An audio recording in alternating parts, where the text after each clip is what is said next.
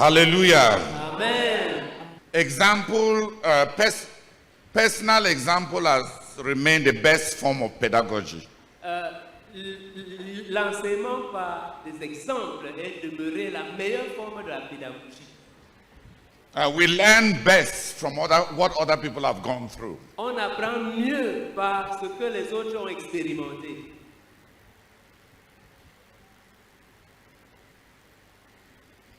I want to take transitioning into a new threshold of leadership with two examples. J'aimerais que nous illustrions la transition pour passer à un nouveau seuil par deux exemples. Moses, I wanted us to look at Moses and Elijah. J'aimerais que nous considérions le cas de Moïse et le cas d'Élie. But we'll start with Elijah because Moses is more popular. Mais nous allons commencer par Élie parce que Moïse est plus populaire.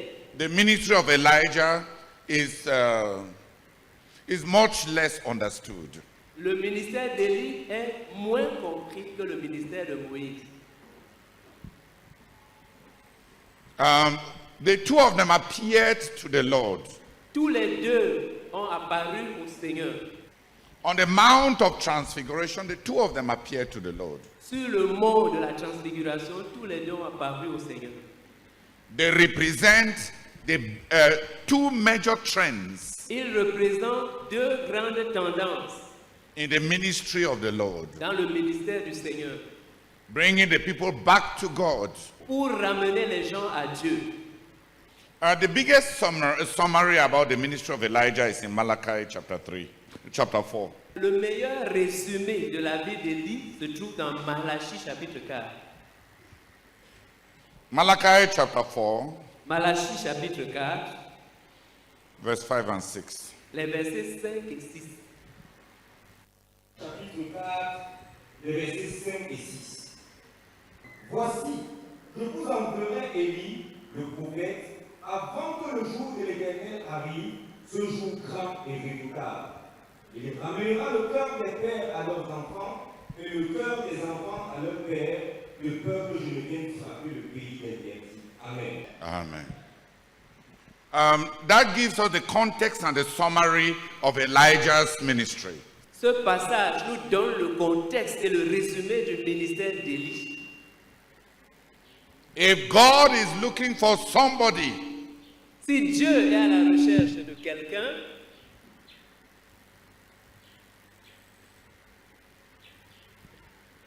to serve him in impossible conditions, pour le servir dans des conditions impossibles, if God wants somebody si Dieu cherche quelqu'un, that will serve him when things are very dark, si Dieu cherche quelqu'un qui veut le servir quand les choses sont à leur pire, then it takes the ministry of Elijah. alors il va falloir le ministère d'Élie. The ministry of Elijah, Le ministère d'Élie, summarized from the life and ministry of the prophet Elijah, résumé à partir de la vie et du ministère du prophète Élie, was of a man était celui d'un homme that embarked on one of the most impossible of ministries. Salomon, par son infidélité, a plongé, a créé une division parmi le peuple de Dieu. Donc il a enlevé par son infidélité 10 tribus de l'alliance et de la dynastie de David. Les alliances sont comme des couches de relations. Il y avait l'alliance avec Abraham qui a rapproché les gens à Dieu. L'alliance avec Moïse au Sinaï qui a plongé les gens plus en Dieu. L'alliance avec David qui les a rapprochés encore plus de Dieu. Ça, c'est des grandes étapes. les grands seuils dans la formation d'un peuple de Dieu. Ils sont inclus dans l'alliance d'Abraham. Mais même Ishmaël est dans l'alliance d'Abraham. Donc le père des grands Arabes est dans l'alliance d'Abraham. Abraham's covenant. Ketura et tous les enfants de Ketura sont dans l'alliance d'Abraham. Bien que Dieu a précisé que c'est par Isaac qui va accomplir les promesses données à Abraham. Mais toutefois, Ishmaël est inclus dans l'alliance d'Abraham, puisque Dieu a décidé de bénir tous ceux qui appartiennent à Abraham. Quand Abraham a même prié pour Ishmaël, Dieu a dit oui, je vais le bénir. Il va devenir fort. Il sera grand. Mais ce n'est pas au travers de lui que je vais accomplir les grandes promesses pour la bénédiction de toutes les nations de la terre. Non, pas de toutes les familles de la terre. Ce n'est pas par lui.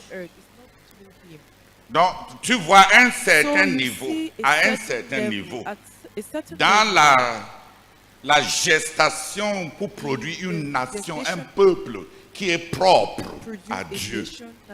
Dieu les rapproche par ce qu'on appelle les alliances. Et les alliances constituent des apogées, des points forts dans le développement d'une relation. Les gens tombent amoureux, ils entrent dans des fiançailles, ils établissent une alliance de rapprochement permanent qu'on appelle mariage. Les alliances constituent des seuils de relations. Quand tu étudies le peuple d'Israël, ils avaient déjà, ils avaient connu des rapprochements à Dieu.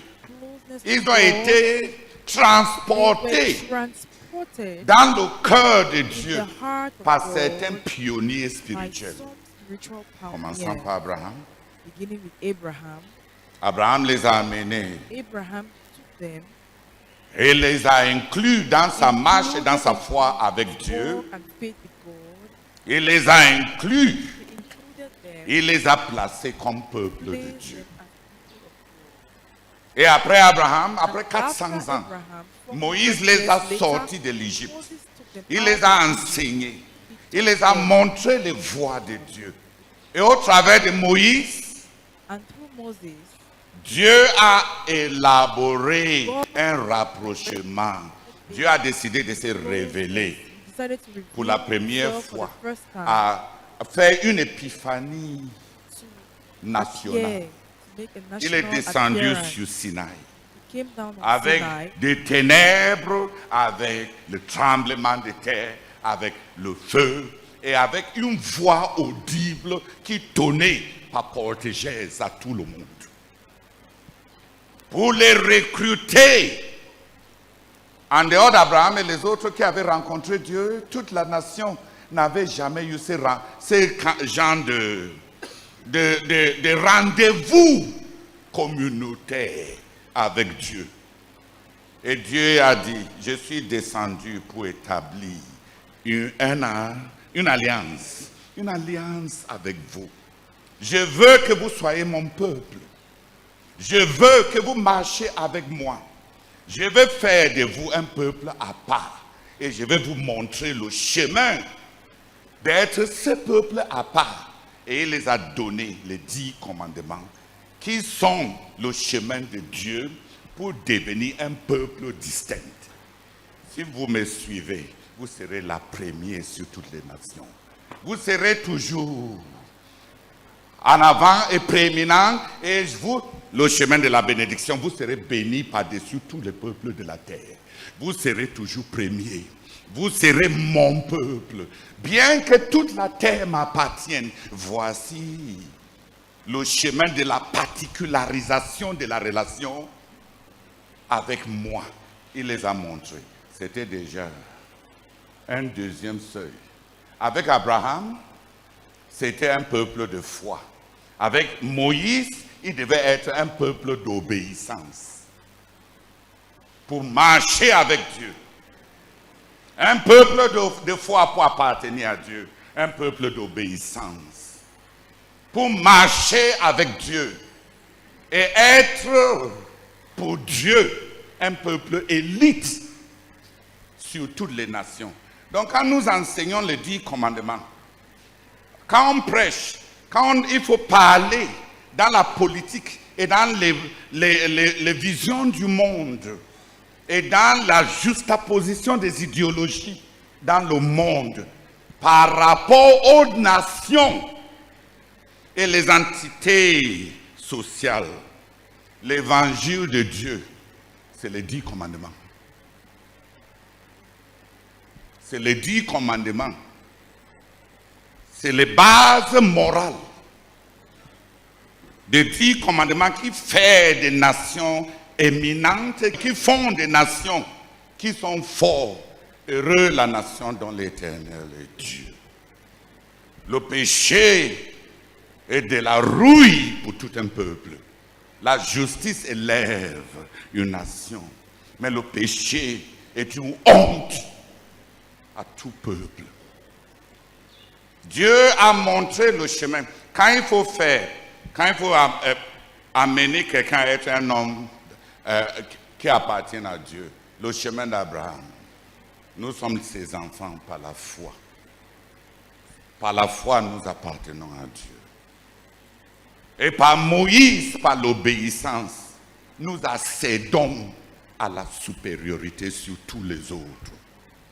Même Ezra, dans le psaume 119, il vante le fait qu'en suivant la loi de Dieu, il dépasse ses anciens, ses dirigeants spirituels. Éternel, j'ai marché selon tes statuts et je suis plus sage que mes anciens. Éternel, j'ai suivi et j'ai pris du plaisir en ta parole et j'ai plus de connaissances que mes enseignants. Ô Éternel, je ne me suis pas dérobé de ton chemin et je suis plus sage que mes ennemis. Ezra dit qu'il n'a pas dépassé ses ennemis en étant plus astucieux qu'eux. Il n'a pas vengé, il n'a pas rendu en obéissant et en suivant l'Éternel. Il s'est avéré qu'il a roulé tous ceux qui le détestaient. En suivant Dieu et en obéissant à Dieu, il a dépassé même ceux qui étaient ses pédagogues. Et en obéissant à la voix de Dieu, il a connu de l'éminence au-dessus de ses pasteurs. Parce qu'il a embrassé l'esprit de l'alliance. L'esprit de l'alliance n'était pas une code. Comme on dit qu'on doit être délivré de vivre sous la loi. On a maintenant l'idée que la loi est mauvaise. Paul dit la loi est bon et excellent. Ce qui n'a pas marché avec la loi, c'est qu'il n'y avait pas la puissance de nous garder. Et pour nous, l'apôtre Paul nous montre les 4 chemins pour vaincre, pour vivre la loi et vivre au-dessus de la loi. Il nous parle de 4 lois intérieures dans le chemin de la justice. Il nous parle de la loi de Dieu, les 10 commandements. Ou bien tous les standards, ou bien toutes les règles qui sont propices pour l'avancement. Les 26, 29 points de B3, c'est la loi de Dieu. Dès qu'on établit un statut, c'est une loi de Dieu. La loi est excellente, la loi est bonne. Mais la loi révèle le péché. La loi de Dieu révèle le péché. Et l'apôtre Paul dit, à l'intérieur de moi, il y a une autre loi. la loi du péché, la loi du péché et de la mort. Ma nature, ce que nous appelons ma nature humaine, incapable d'accéder et de faire la loi de Dieu. Et il dit, mais dans ma religion et dans ma foi, il y a une autre troisième loi qui est à l'œuvre, la loi de ma pensée, qui accepte que la voix de Dieu est bonne, qui comprend ce que Dieu voulait et qui justifie Dieu. Et il dit, il y a une quatrième loi qui vient en opération quand on accepte Jésus, la loi de la liberté, de l'esprit, de la vie. La vie que Dieu met en nous s'accompagne d'une loi qui libère, qui donne de la puissance. Romains 7 et Romains 8. La loi de Dieu me montre le péché. La loi du péché et de la mort me fait vouloir pécher. La loi de ma pensée m'amène à approuver et à vouloir marcher selon la voie de Dieu. C'est les gens comme ça qui se vantent de leurs jeunes, qui se vantent et qui font des éloges de ce qu'ils ont réussi. La justice propre, j'ai payé le prix. C'est la loi de la pensée. Avec ma pensée, j'approuve que ce que Dieu dit est bon. Avec ma pensée, je veux marcher selon Dieu. L'erreur, c'est comme les gens de la Galatie, des croyants de la galaxie. On a commencé par la foi. Et on pense qu'avec la foi et le fait que l'Esprit de Dieu est entré maintenant en nous, par notre volonté, nous appuyant sur la nouvelle vie qu'on a, on est capable maintenant d'accéder et obéir à la loi de Dieu. Et on trouve que ça ne marche pas. La nouvelle vie qu'on a reçue ne nous donne pas la puissance de marcher selon Dieu. C'est l'union avec Christ par la foi du début jusqu'à la fin. C'est une dépendance de Christ. Ce n'est plus moi qui vis, mais Christ qui vit en moi. La vie que je mène maintenant dans la chair, je la mène par la foi en ce Fils de Dieu qui m'a aimé et qui est mort pour moi. C'est une vie, c'est les lois, la juxtaposition des lois et des principes moraux de justice qui nous conduit à la sanctification et à la gloire de Dieu et à une vie d'irrépréhensibilité qui est produite par Dieu sans enorgueillir le cœur. Parce que la justice qu'on atteint par la loi de la pensée qui approuve le chemin de Dieu et qui nous rend religieux, nous fait nous vanter de nos supériorités par rapport aux autres. Mais il y a un chemin de justice, de sainteté, de gloire qui ne vante en rien les vertus de quiconque. Et Dieu attend ceux-là qui ont faim de Dieu et qui ont échoué et qui ont éprouvé la limite de leur faible volonté pour les accorder la découverte du fait que le Christ habite en nous. Et à toutes ces lois. Mais si on arrive à commencer à condamner la loi de Dieu, à faire comme si la loi de Dieu et de la religion est quelque chose à mépriser, on ne va non plus atteindre, trouver même le chemin d'avoir la justice devant Dieu. On va maintenant simplifier la foi. Pour avoir cru une fois, quel que soit ce qu'on fait, on sera sauvé. Et l'apôtre Paul dit, une telle pensée, c'est de l'apostasie et tu vas aller en enfer. Donc Moïse a conduit le peuple à un nouveau seuil de relation avec Dieu. Qui a compris? Par une autre alliance. L'alliance de Sinaï. L'alliance du sang. Pour marcher avec Dieu dans l'obéissance. Et devenir un peuple distinct. Une nation distincte. Le chemin de la prééminence. Le chemin de la bénédiction. Dieu ne conçoit pas le mal. Dieu ne conçoit rien pour le mal. David, quant à lui, il vient. Il va au-delà de la loi de Moïse. Il trouve du plaisir en Dieu. Il veut déborder à Dieu. Il veut donner au-delà des dîmes et des offrandes. Il apporte à Dieu une vie de louange, une immolation de tout son être. Un Dieu qui mérite tout. Et Dieu lui dit, il arrive même, il a la révélation de l'église. Il veut bâtir une maison temporaire pour Dieu.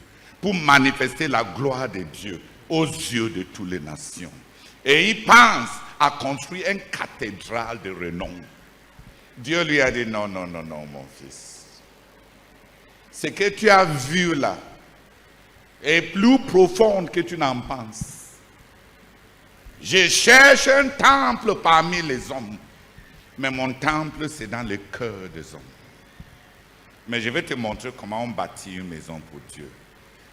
Je vais d'abord commencer par bâtir une maison pour toi. Je vais te donner une dynastie de fils qui vont marcher comme toi. Dieu bâtit la maison en suscitant les fils. Que ce soit des ministères ou que ce soit des nations, Dieu bâtit pour les hommes. La maison de Dieu, c'est les hommes qui connaissent Dieu, en qui Dieu habite. Qui marchent avec Dieu. Comme a marché. Donc David a amené la nation à une troisième alliance. Une nation qui sera permanemment sous la seigneurie de Dieu avec la dynastie de David. Avec la dynastie de David, il est assuré que Israël sera toujours sous le régime de la présence et de la voix de Dieu continuellement.